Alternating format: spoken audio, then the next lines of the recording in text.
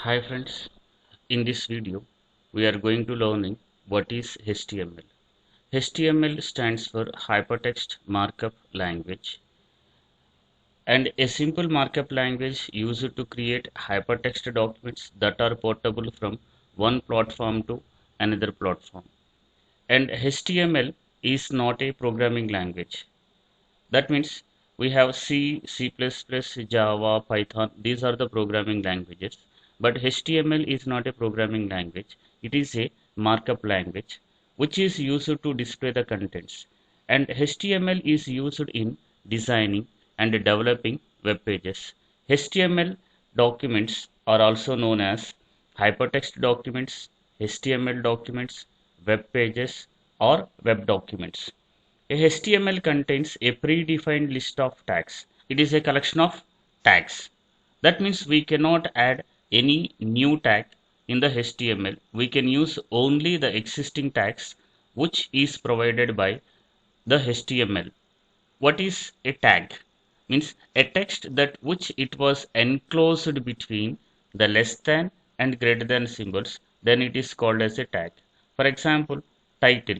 Title is a text that which it was enclosed between the less than and greater than symbols. Similarly, we have various list of HTML tags are available. Those are like HTML, B means bold, P stands for paragraph. Here we have the two types of tags. One is opening tag and second one is closing tag. What is an element? An element is an extension of tags. It contains attributes and it may contain the body and it may contain child tags. Now the types of elements. We have two types of elements. One is empty elements, second one is container elements. Let's understand what is empty elements. An empty element, it has only opening tag and or attributes. That means an empty element has no closing tag, no child tags, no body or contents. Now we can check the syntax of the tag. Empty elements, that is you have to provide a tag name, next attribute 1 space attribute 2 and so on.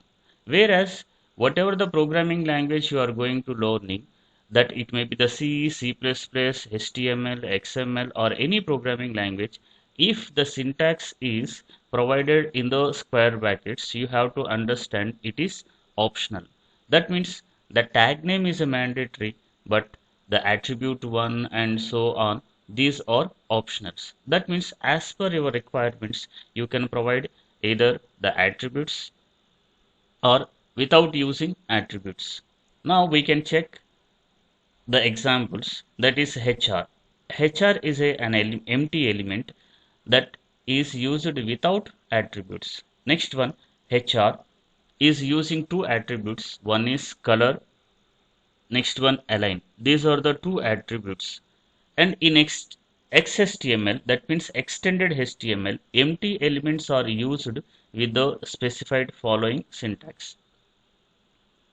Now we have the some list of empty elements provided in the HTML. Those are HR, IMG, input, BR and link. These are some predefined empty elements. Next, we are learning what is container elements. That means it has the both opening and closing tags and or attributes. That means container elements are having closing tag, child tags, body and or contents. The container elements syntax is tag name, next attribute 1 and 2. This is the opening tag. Next one we have a closing tag. Between the opening and closing tags we are providing some text or any other tag which is called child tags. Now example is welcome to HTML, where this text is provided between the tag B opening and B closing. This is a tag without attributes. Second one, a tag is body, which is having two attributes, bg color Next, text. Between the body opening and closing, we are provided one more another tag, that is I, means italics. That means the hypertext markup language text will be shown in the italic mode. This is a tag with the attributes and child tags. Finally, we are discussing this is what is an attribute. It is an additional information to the tag which is used to overwrite the default values. The syntax of the attribute is attribute name, attribute value. That is, example, bg color equals to red, whereas bg color is the attribute name and red is the attribute value. Similarly, width is the attribute name and 500 is its value.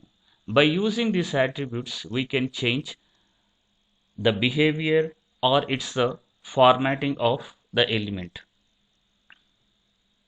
Thank you for watching this video.